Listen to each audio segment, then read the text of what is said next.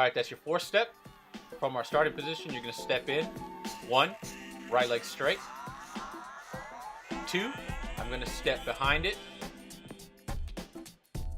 3 is right here.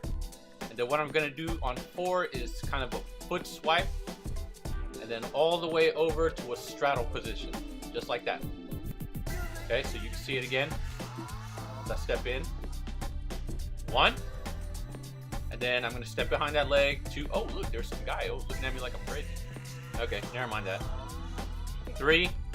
And then 4. All the way over, just like that. You can see, I'll show you one more time. You can see from a different angle right here. 1. And then you're going to step in. 2. Go 3. And then you're going to swipe over 4.